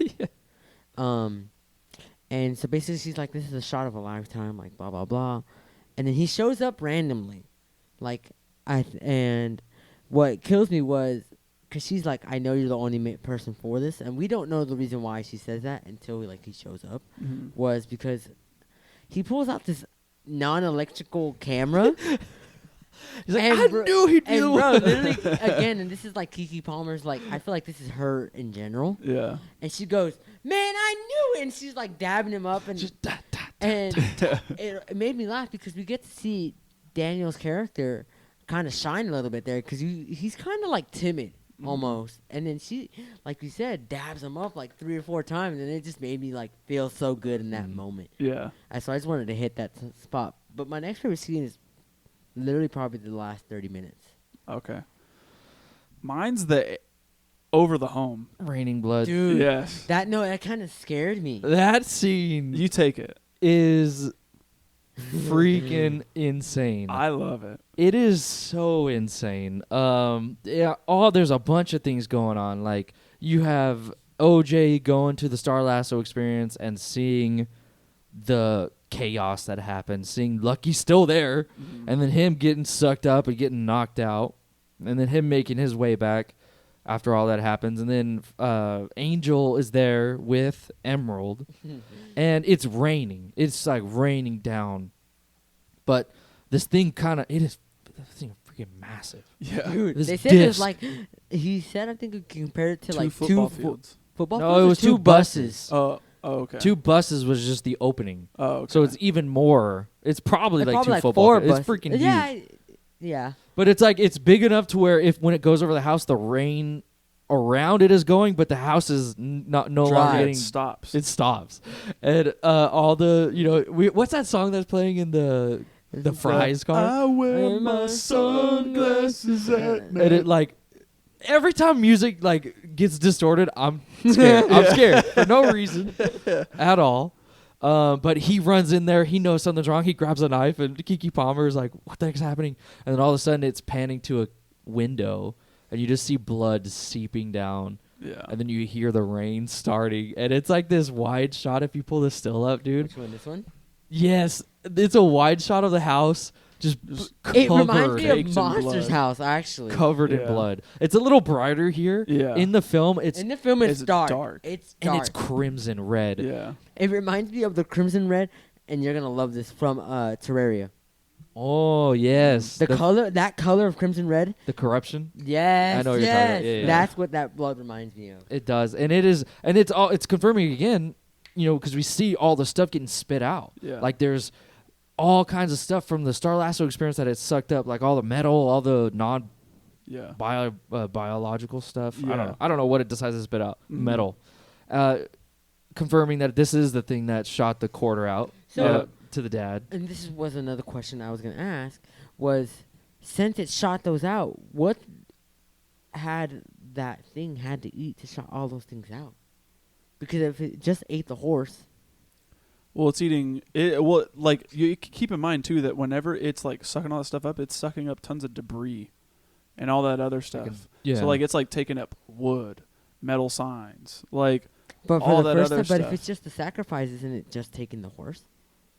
right. But then previous to that scene, it ate all of those people and No, like yes, tore yes. up all that other stuff. Right. So what I'm saying is, how did the dad die if the sacrifice was just the horse? Oh no, because if you hear on the radio early, you hear like a broadcast saying hikers go missing. Yeah. So it goes and takes people and things. Yeah. Like that are hiking around the area. That's why it's It's like keys coins and and coins. keys. Okay, and- okay, so that's why I was asking because Yeah. I was like, if It's not just horses. If it's just the horses, Mm-mm. how the heck did the dad die? No, it's not just horses. Okay. It's like random people out there. Okay. Yeah. Okay. It's a hunter. Yeah. Okay. But yeah, just the visuals of the house, this stark white house covered in blood, I think is like jaw-droppingly gorgeous but disturbing at the same time. I think what's almost Well- creepier about it is that like it doesn't cover the whole house. No. And I think what I love even more about this scene that we hadn't hit on yet is hearing the screaming over the house. Yeah. No. Like the screaming over the house starts to come along as the rain stops around the house. it's the people. And you just hear screaming and all this stuff that's happening, and then you hear a like a squish, and it all stops. And that's when you start to see the blood start dripping down the windows and Yeah. covering the home and It's everything. It's just crazy. it's insane, dude. Yeah. Another thing I love about this whole scene is that whenever that is taking place, OJ is trying to get Lucky back home. Mm-hmm. So he's like getting him into a horse trailer, taking him from Jupiter's Claim back to the ranch. And as that's all happening, this heavy rain is going on and all this stuff. And then the alien eventually kind of moves over to where he's at. And now he is trapped in this truck because all the electrical power gets shut off once it's in its presence. So now he's stuck. And it's just pouring down rain, and then all of a sudden the rain stops around him Dude. as well. And you like he has this moment where he kind of is just sitting there, and it like you can tell like he knows it's above me. Like I know it is, but like there's that innate human thing where like you can tell something's there, but you just gotta look. Mhm. Like you gotta look to confirm, right? And he has a moment where he kind of like looks out the window, and you just see just this black hole with the flags like rippling in the wind, and he kind of shuts the door and just like nope.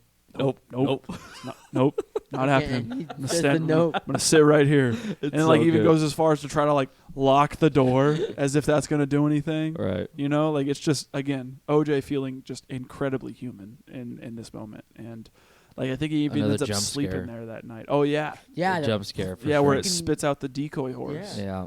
Doesn't like it. Yeah. And this is also too, we might get into a little bit of bro moments, but he's starting to understand this beast a little bit. Go ahead. I'm Sorry. just saying he gets like that. He gets the flashback of him remembering that, he's kind of equating the two. Like the horse kind of saw its reflection, doesn't like people staring directly at it, and it attacked. And he's like, maybe this thing's the same. Like if you look at it, then that's when it's gonna feel intimidated, aggressive, or try to attack. right. And he's like, we get that like little connection between the two scenes there, which I Yeah. think is cool. Yeah, I had put that in a bro moment. I said, why? So you just can't look at it. There's got to be one thing about it. I was just. Yeah, Yeah. my last one's not. It's just pretty much the ending. Yeah, mine as well. Yeah. The whole jean jacket plan. Isn't that so sick? Mm-hmm. When they finally make their plan, they've got the little Monopoly pieces, and this is your position, this is your position, this is where we'll be. And when he puts that, I think it's so smart. He's on the horse, puts his iconic orange Scorpion King crew hoodie. Yeah. Isn't that sick? Yeah. He's got the little like fake eyes on the back. Yeah. And when this thing comes down, sees the flags, like as I don't remember exactly how he does it, but it's like something inflates, right? He has like a little parachute on the back. Right. Yeah. He sees it, and the thing like Drifts, bruh. Yeah. It looks so tight. it looks so tight, dude. Yeah. Like it's all like it looks kind of like skin. Yeah. Dude. But even then, like it does it to the like. It does the perfect turn to where like the guys that are filming it They're can going sit there and get a huge shot of just this gargantuan thing. But yeah, I even love like them setting up the whole plan of like them getting all those like flapping dancers. Yeah, the and, car like, batteries. How smart is that to like use those as markers for where this thing is coming? Because if those go out, then I know Where that it's at. alien is 50 feet away. It's 25 genius. feet away, Yeah. you know, and like I'm able to have a visual marker to see where it's coming from. Incredibly smart Mhm. and like so original. And I also love just watching Emerald kind of help out while that song is like blaring from the record player in the house. And yeah, just this whole last like 30 minutes of the film is just great. Insane. Yeah. And that's one of the things that I wanted to ask you guys, because I saw tons of people online saying like the third act for the movie just doesn't work for me. Like it's just I don't incredibly understand. slow. And I'm like, this is the moment where like you get to capture this thing or try to film it and show these people I'm not crazy. Mhm. Like The like, Oprah shot. this like, is it. This is the impossible being made possible. Yeah. And like I'm just not understanding. I don't know. I love this scene, and even too, it's like right when they get it, oh, another thing happens. The Yeah. guy is crazy. I think his name is Antlers. Yeah, Antlers Halston or something like that. I just call him the old cameraman. Yeah, yeah, and you come to find out like he gets greedy. He has and his is- own like, what would you like a complex Yeah, where he's like, we're not meant to get the impossible. hmm yeah. yeah, that whole thing, and then even like him getting greedy and being like, no, the light would be so much better if I moved over here and we waited. Mm. And tries to film it. He ends up getting sucked up and dying. I think that was his goal, though. I think it was his goal. I think I agree with you. Like, I think- because he says something before. I don't know what he says. I don't know. He says like we're not meant to see the impossible, or something like that. I know he has like a quote whenever they talked to him on the phone for the first time where he was like, The dream thing. yeah, the whole like once you get to the top of the mountain, The dream you're like, chasing, where you end up at the top of the mountain, all eyes on you. It's just a dream you'll never wake up from. Yeah. So I don't know. Maybe that was his goal. I'm Right. not sure. But yeah, that whole sequence is going on, and while that's happening, this mysterious guy on the e-bike comes up with like the mirror helmet, which just looks so Nobody? sick in It its does. own right. Yeah. And then I found a bro moment actually here. That guy has a name that's never said. Really? hmm And his last name is Muybridge, the guy who would get famous for creating the first motion picture. Oh. Yeah. So it's supposed to kind of be like, oh, the guy that created the first motion picture is my great great great great grandfather. Oh. And the person who was in the film, the black man riding the horse, that's the Haywood's great great great great great grandfather. Or whatever it Wow. may be, or something like that. And I thought that was really cool. To kind of see that little Easter egg there, I thought was sick. That is cool. But yeah, his helmet is just crazy looking. It's like all this like mirror reflective material, and he is coming to this area to film this thing, so that way he can get credit for discovering this. Before anybody else. Right. And that sort of kind of hits on that same thing with the Haywoods and the black man riding the horse, right? Because who is always talked about whenever that clip comes up? The creator of the motion picture, Mhm. which is Edward Moorbridge or whatever his name is, Muybridge. But It's not never the it's person. never the black man riding the horse. Mm-hmm. He's never talked about. And had the TMZ guy gotten any of this credit for finding out and filming this thing, the Haywoods would have been in the exact same position and would have literally been put where their great grandfather was, however so many years ago. But that ends up not being the case here, because that man starts driving into the like force field. I just Tell wanna them to not do it Yeah, too. They're like, bro, at like 60 miles an hour, stupid. and like flies off the bike, and like so funny. yeah, I was laughing whenever you see him fly, and you just hear him screaming. And then like the one thing that he is concerned about the entire time he's down there, OJ takes his time to go over there and pick him up. He's just like, my camera. Get my camera. Get the shot. Get the shot. I have to get this shot. Get the camera. Is the camera okay? And he's just like, bro, we got to get you out of here. We need to make sure that you're alive. And, you know, eventually, I think that guy ends up dying too. He gets sucked up. Yeah, because it gets shade, and he goes, "Oh, I'm sorry, man." Oh yeah, he doesn't look at him. That was the one shot where like, he's like staring at the ground, and you see this thing just hovering over his head, and then that guy gets yeeted up, Beamed up. Yeah. I don't know about you. Go ahead. No, you go. I just want to talk about that bike real quick. The e-bike. That e-bike is sick. Yeah. I'd be down for one of those. Yeah, it's a cool little bike, that's for sure. I'd be macking on one of those. Yeah. I was gonna say, I don't know about you, but whenever the animal is wreaking havoc, it's almost got freaking Emerald. Emerald flies back. Dude, she got yeeted. She really did. I for sure thought she was gonna get sucked up. Yeah. She got thrown, bruh. And then cameraman gets sucked up for the impossible shot. You know, he's going. I like that you get to see inside the camera as he's flying up. Was pretty cool. And then what about a bro moment whenever all the equipment gets Yes. sucked up alongside Angel? Perfect like shot. he barely makes it out. That's what I was gonna say. After Angel, he kind of like gets wrapped up in the blue tarp, and then Dude, the tumbles down the hill. That's what dude. saves him at least. it does, Yeah. and he gets the like a barbed wire and wraps it around himself. Yeah. And I don't know about you. This is where I was going with this. I had a really hard time like trying to conceptualize or trying to understand what the heck this thing was doing.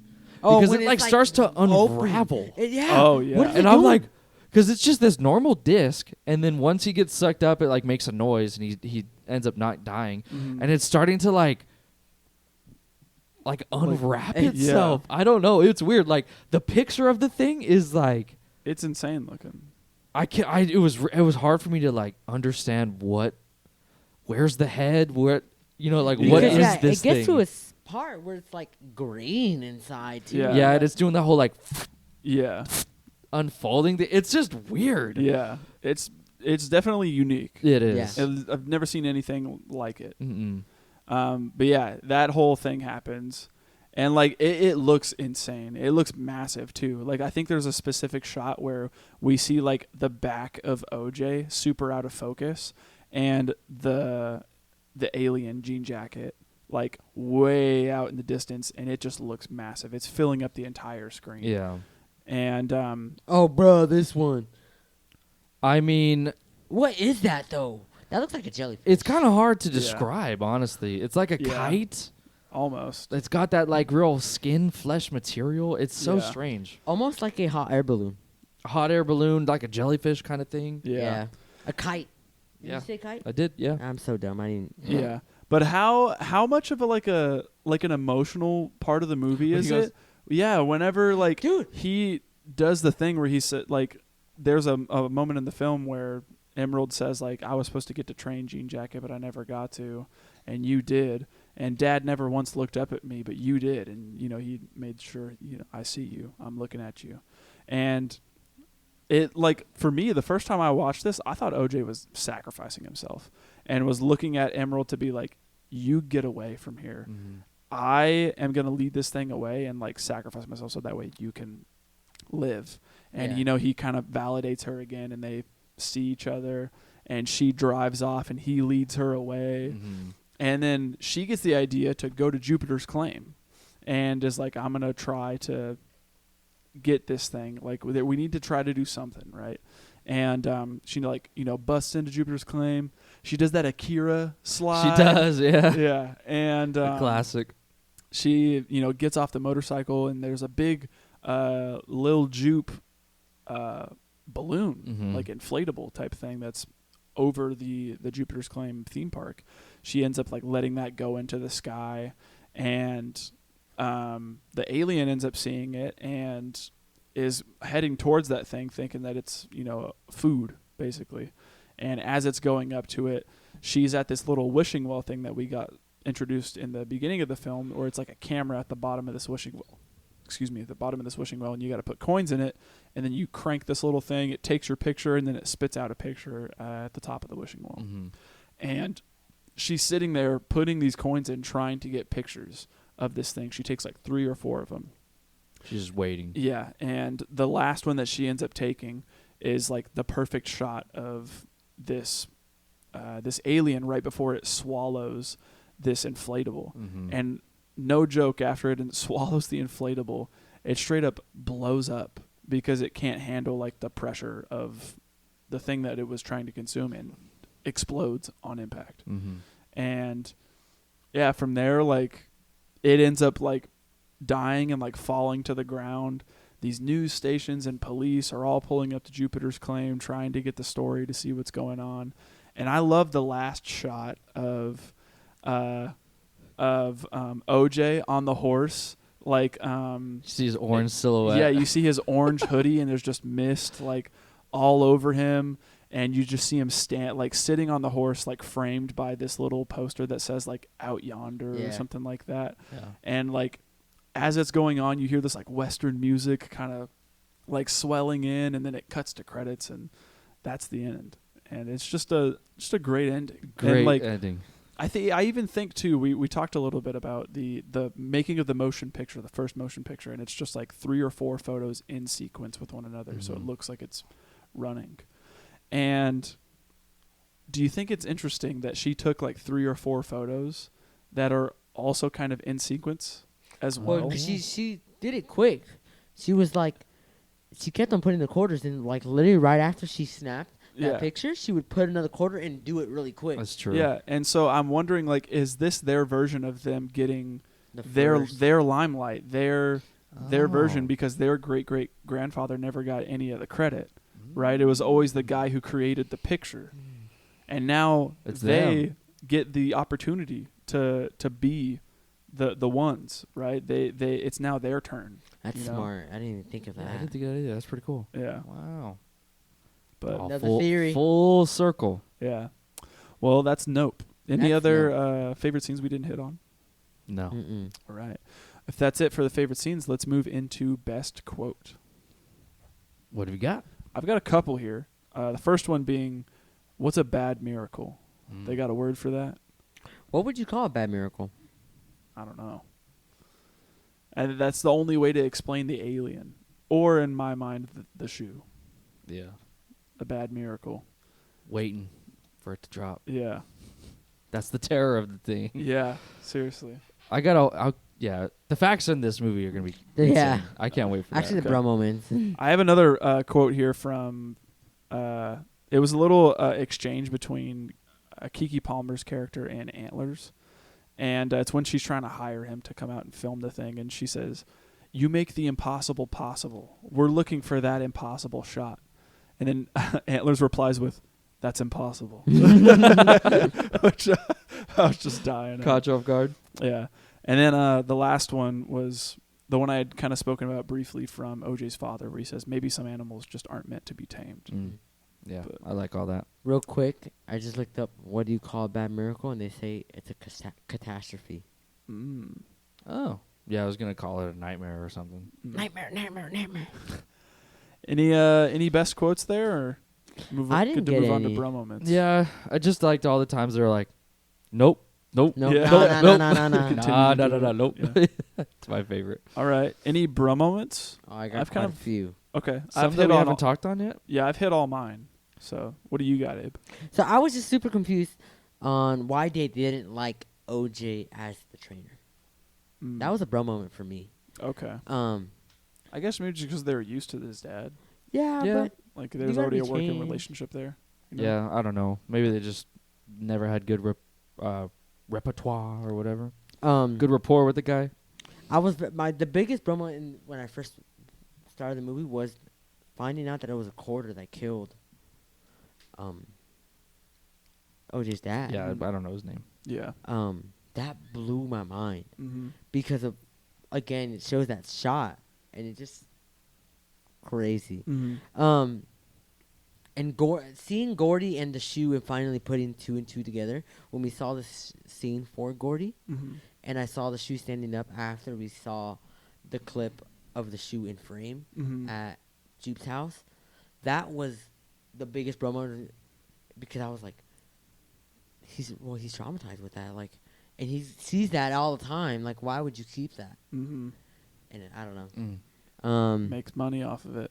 And then it was a bro moment for me because there was, I don't know, real quick, they switched it so quick, it stopped, and it switched it so quick to Lucky. Is when they switched it, and that's something that I want to talk about in a bit. Okay. All right. And then the writer falling at the end. The what? The writer. Oh, the right. Yeah. The The mirror nobody. guy. The mirror guy. Nobody. TMZ. yeah. Yeah. Okay. That's it. We talked about it on mine though. All right. Same here. Let's move into the facts then. Facts on this movie were crazy. Yeah, Yeah. the budget real quick was $68 million to make this movie. Opening weekend, it made $44.3 million. Gross for U.S. and Canada is $123.2 million. And gross worldwide is $171.2 million as well. Nice. So definitely made its money. Jordan Heck Peele yeah. continues. Love it.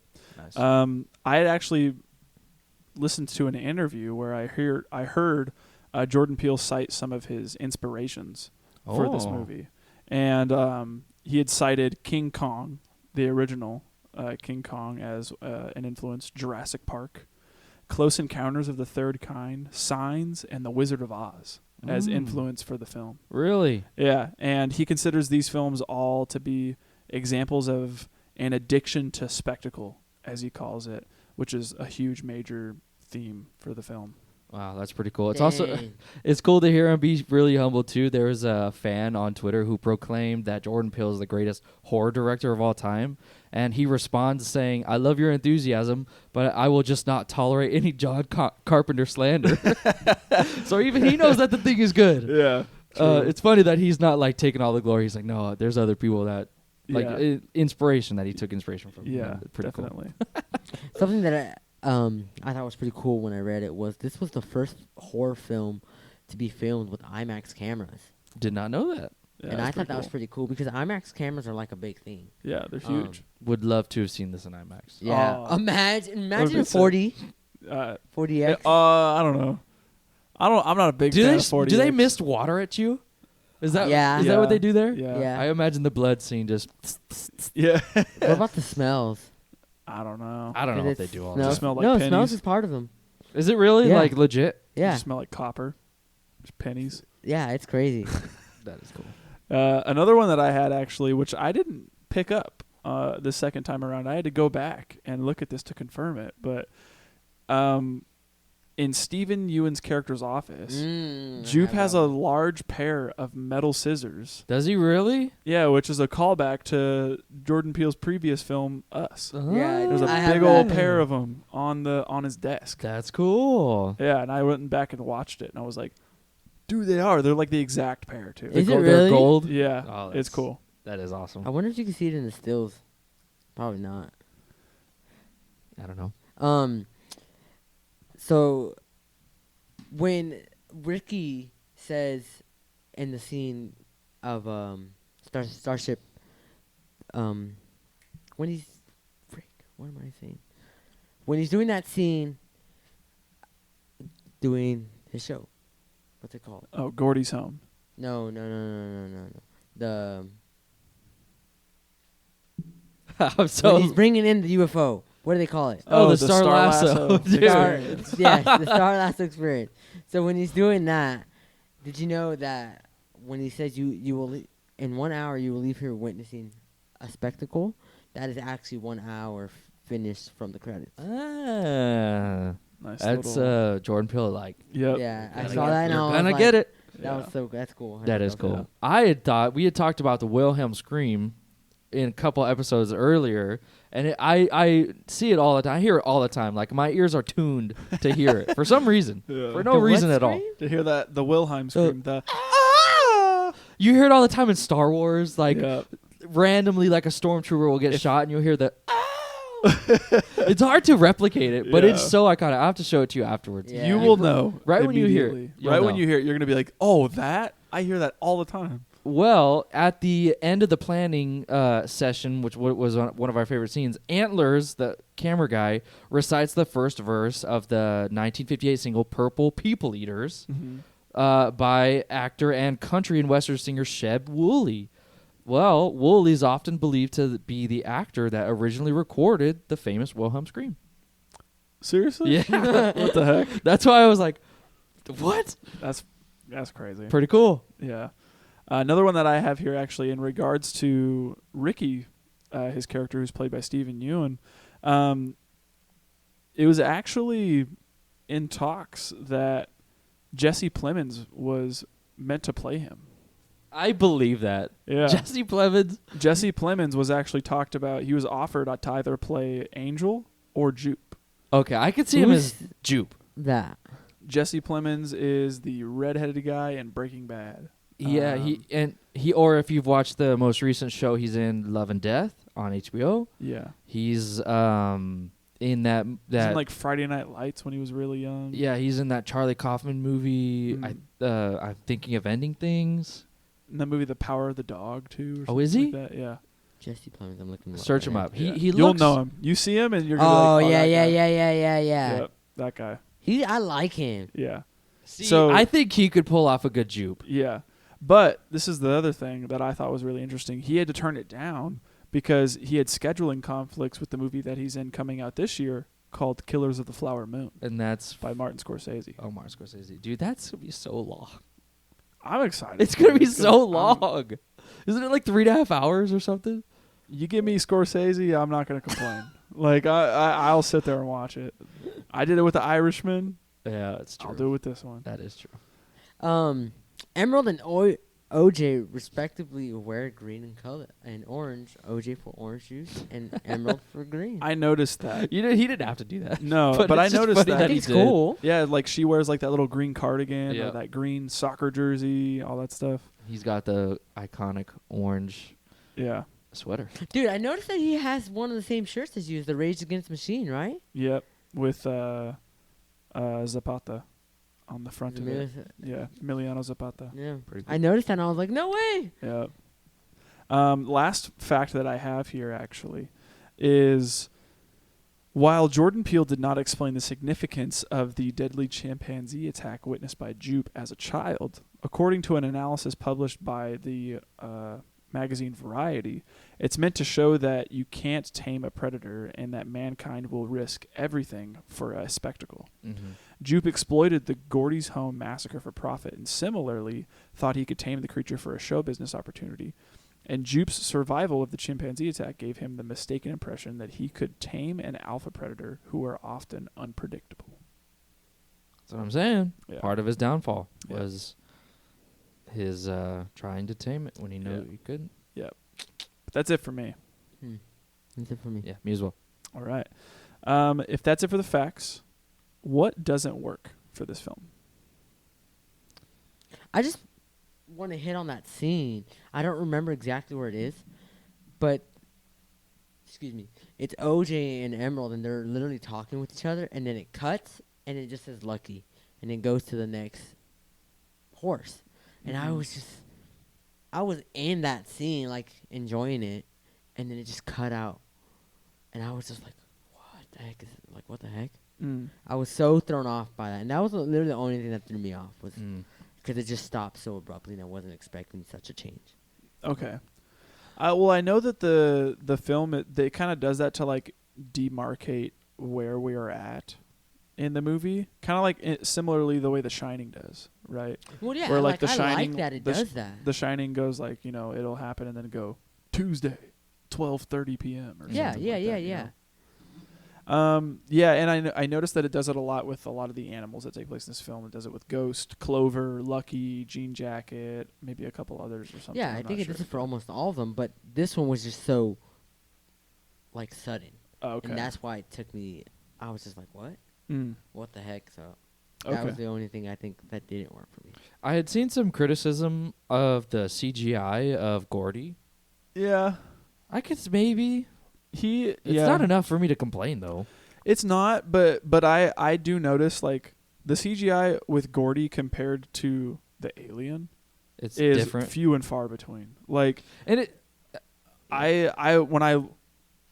when I looked at Gordy at the beginning of the movie, I was kind of like, I can tell it's fake, but it's not enough for me to complain about. Yeah. You know, it's not like abysmal. Yeah, I didn't think that either. Like it's not enough for me to be like, oh, that doesn't work. Maybe it's because we're already so familiar with the form of a chimpanzee. So when it's not as like natural, it's kind of hard because you like there's just something about like our human eyes that just can tell. You know what I Yeah. mean? Like it might not be like the hair might not be moving right, or our brains. You can immediately tell like the light isn't acting the way it should. Mm-hmm. I feel like we've all. I'm assuming we've all gone to the zoo, so I feel like we've all maybe have seen a chimpanzee. Right. So that might So- be why Yeah. it looks as fake. But then when you compare it to the VFX or the CGI of the alien, this thing's completely foreign. It'll look Yeah. like whatever the heck it wants to look like. Exactly. And I'll believe Did it. they- It's real. Did anybody say anything about the horses? Because the horses look fine. But you can tame horses. Yeah. The horses were CG. I don't think they were CG. Were they? I don't know. That's what I'm saying. Did that person? I haven't. No, I haven't heard anything. I Alright, just heard see? That's what I'm saying. there's some criticisms on Gordy, Hmm. and I don't know I if didn't think he was fake. I mean, but I didn't really bother to look. Yeah. Oh, That's what I'm saying. It's nothing much. I just wanted to bring it up for some. I guess they wanted to validate Yeah. themselves. There. Yeah, it sucks. Okay. But It's a fake monkey. there's not much. No. Yeah. Yeah. I don't have anything here for what didn't work for me personally. Me neither. All right. Well, if that's it, what does work? First, I gotta say the cinematography Mhm. Dude. and the coloring are just of another world. Oh yeah.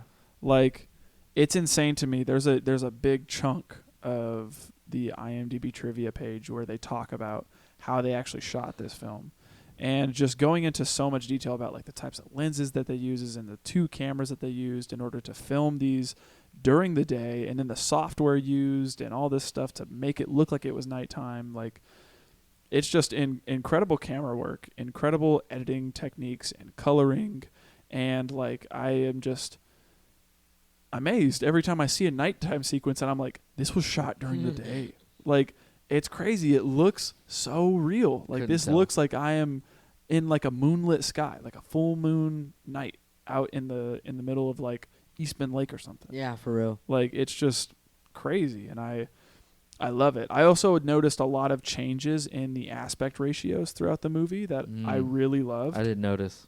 And this is like synonymous with Christopher Nolan's films, who he also uses tons of IMAX cameras, where like you'll get these black bar widescreen shots, and then when like action is happening, that full screen comes out, and you just get to take in every little detail. And I loved it. I loved being able to see the full screen moments whenever they do happen, and just being able to see all of this chaos that's happening. Mm-hmm. It's I great. didn't notice that. That's pretty cool. I love the pacing. I think the pacing is great. I think it's good that they show you so little of the alien itself, Mhm. and they kind of really build your expectations up to be this very, by the books alien, and then it ended up be something completely different. Mhm. And just the rollout of the information, you see it, glimpses here and there, and then that fake out, and then you really get to dive in. I think is a perfect way to carry the tension, the pacing all the way through. It Yeah. kept me engaged. I don't know what other people were talking about. Yeah, I also have to say too, I think the movie is so much better on a rewatch. Yes. Like it's so rewarding whenever you are in on it, and then you get to watch it again and you recognize like all of these noises that are happening that I was so curious about in the beginning are people screaming for their Mhm. lives and like about to die. Mhm. Or like, or you get all these little things that you weren't able to pick up on the first time, and now like when you're going into the movie and you're watching the opening credits for the first time, you're like, oh, I'm inside the alien right now, Mhm. and I am like slowly being put into its mouth as I'm watching the credits go, and like you get in on all these little jokes and all these other things that just make the movie so much better. Mhm. Something that I liked was None of the movies that Jordan Peele has done are the same. Mhm. Yeah. Yeah, And I I admire love that. They're not I the same love at that. all. They're like And yeah, it's only his third movie, and it makes me even more excited to see what he's gonna put out Mhm. because I loved Us. I loved Get Out. This is, to me, it goes Us, Nope, Get Out. Oh, okay. I think Us that's is probably- controversial. in my opinion, obviously it's my opinion, but I love that it wasn't like I didn't expect an alien like this. Mm. I didn't even expect an alien at all. Mm. I thought it was gonna I didn't know anything about this, Mm-hmm. and this was amazing. Yeah, I definitely Yeah. agree. It's completely unique. It- He builds his own universe. One Yeah. of one.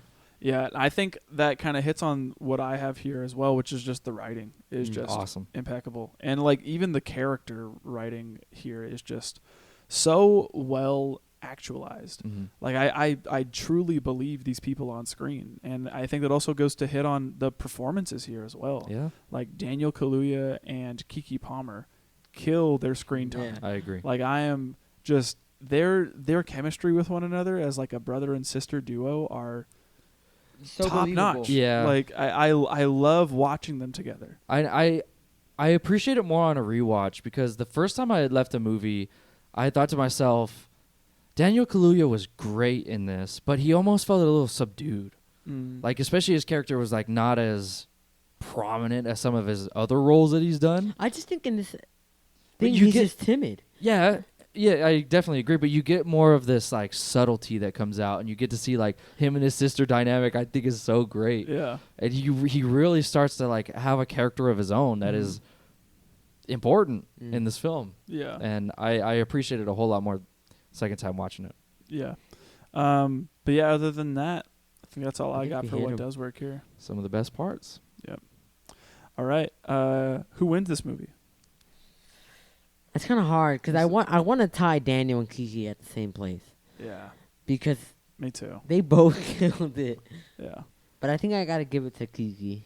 Kiki, I'm Yeah. going Daniel Kaluuya. Okay. I think I'm going Kiki. Okay, She She killed it. I bro. love her. in She's this movie. funny in She's this great. So Yeah, Keke it- Palmer for me. for Yeah. sure.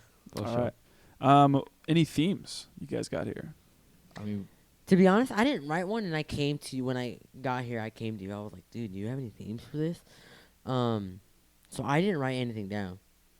Yeah, I had mentioned what I kind of mentioned before in the facts section, just humans' desire for a spectacle and being able to look at something that like is just feels otherworldly, Right. you know? Yeah, I mean, it goes for things that we do in today's age. Like when we had that solar eclipse a couple years ago, like people literally were like, "Stop working, look at and get these special glasses just to see the solar eclipse." Like that's like a once in a lifetime experience. But like I feel like that's what this is as well. Mhm. Yeah, So and I then see. I had also kind of mentioned at the beginning of the episode another theme here where you can really read into this if you wanted to. yeah. But I feel like Jordan Peele kind of made this movie about the film industry. Mm-hmm. And the whole alien kind of thing could really be like, you know, a metaphor or a picture of what the film industry is and how it can really like suck you up and spit you out and not give another thought about it or Mhm. anything like that. And like our character, Daniel Kaluuya's character, goes through that. Like he gets put on that film set and gets disrespected and gets treated like he doesn't know what he's talking about and then gets fired because a wild animal did what a wild animal does and like reacted to something that scared it. Mm-hmm. And now they're like, oh, we can't do any of that here. So let's just CGI it, you know, type thing. And like, yeah, I think, you know, he definitely has a bigger criticism about, you know, the film industry. And also, you know, I mean, most of his movies always have just way deeper meanings Yeah. in all of them. And I think that's one of the things I've just always really loved about his films is that you can take them however far you want. Yeah. That's And true. like he puts the detail and the work there for the people who really want to dive in. But he makes like a great enough movie to where people who don't want to do the work can just sit back and enjoy, Mm. you know? What's your take on Shoe?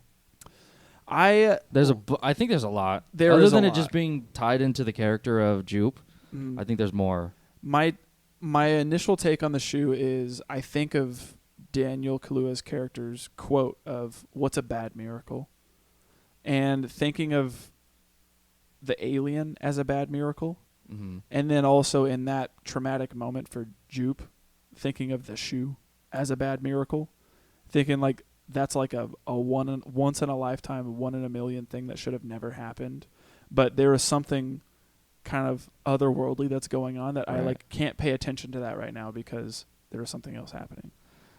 I don't know. It's kind of I was listening to someone talk about this movie in particular and talk about the subtle differences between horror and terror.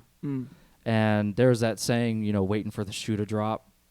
And then if you even take it into a more external context, I didn't know what Monkey Paw was. And I was questioning about what is Monkey Paw Productions? Well, so apparently it's a story. Yeah, it's a short story. It's horror story. Yeah, well, yeah. People would say it's somewhat like instills terror into you because it is terrifying. It is this monkey's paw that's dried out and is said to have mystical powers, and it'll give you 3 wishes. But what they don't know is it's kind of like you wish for something and it's like the worst form of it. So this family gets it and they wish for money is their first wish. The dad wishes for it. And they get the money, but how they get it is the son dies at work and they're compensated for his death. That's how they get the money. Yeah. So their second wish is wishing for the son to come back. And it doesn't happen for a day or two, and they get a knock on the door. And they think it's the son, but the dad comes to the realization that the first time he wishes for something, it was didn't come as planned. So he's in terror of what's behind that door. So his third wish is for that thing to disappear. And you don't get any conclusion. You don't get to see what it was. You don't get any conclusion. And it's supposed to leave you in like, what could it have been? Was it? Yeah. What was it? It leaves your mind to race. Yes. And that's what Jordan Peele specializes in. And connecting it to the shoe, it's like you're waiting for it to drop. You're just waiting, and it's never dropping. Yeah. And it's kind of just like this. I'm in terror. Like it's like I don't know how to feel about this. And I don't know. After listening to that and him connecting all those dots, I was like, that's so cool. Yeah. Like I didn't even know about that story and how it kind of plays into the whole like I don't know what's out there question and stuff. I thought was cool. Yeah, that is cool. That's it though. Anything else for themes here? All right. What are we rating this? Ooh. I'm gonna give it a 9. A 9. I'm gonna give this one an 8. Giving it a 9. Okay. Okay. This is a good movie, bro. All right. This is such a good movie. Yeah. Pretty awesome. All right. Well, that's about it for the episode, you guys. So if you stuck all the way to the end, we appreciate you. If you're watching on YouTube, leave us a like and a comment, or subscribe to the channel so that way you're continuing to receive all the uploads that we're doing weekly. If you subscribe to the channel, we also ask that you hit the bell notification so that way you're notified whenever those uploads go up. And if you're listening on the audio platforms, whether that be Spotify, Apple Podcasts, or Google, you can rate and review the show and also subscribe there so that way you can continue to get our weekly uploads as well. Rating and reviewing the show and also commenting and liking the videos lets us know that you guys are liking what we're doing or possibly not liking what we're doing, and potentially giving us ways on how you think we could potentially be better, or talking us up, letting us know what you guys thought of the episodes or the movie, maybe something we missed, something you want us to talk about, whatever you guys want to do. Those platforms are open for you guys, so that way you can maybe give us criticism or just let your voice be heard as well.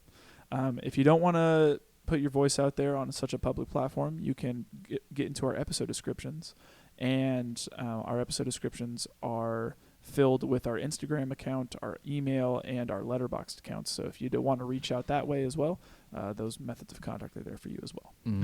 But other than that, we're going to move into what we're picking for next week. This is going to be Nick's pick. It is. What are we talking about next week? We're doing a 2008 film that I can almost guarantee does not hold up.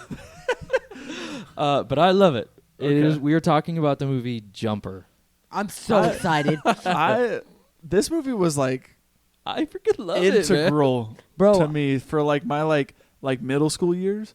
I loved this movie and I watched it so much. So much. I showed so many of my friends the movie and Yes. and like we would just sit there, just like the intro, and be like, dude, what would you do if you had this power? I'd go steal all that money Yep. and do all this stuff and like, you know, like we Dude. just sit there just clown around with each other about what we Yes. would do if we had this power. I used to have this game on the Wii. I was gonna ask you, did you play the game? No, I I always had the wanted game to. on the Wii, and with the sensor, you would have to point where you wanted to jump.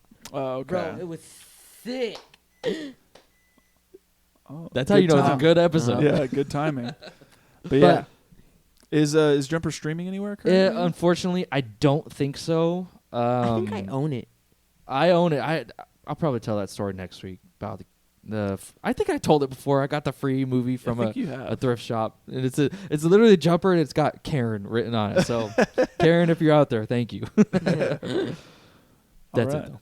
Well, we're gonna be checking out Jumper, so rewatch that movie if you have, or if you haven't. Yeah, just Check for it out. once. Oh, it does And- say Tubi with Okay. ads. Tubi with ads. So if you use Tubi, log into Tubi or whatever and check it out. And tune in next week to hear what we have to say about Jumper. As always, this has been the Film Bros Podcast. Thank you and good night. Good night. Good night.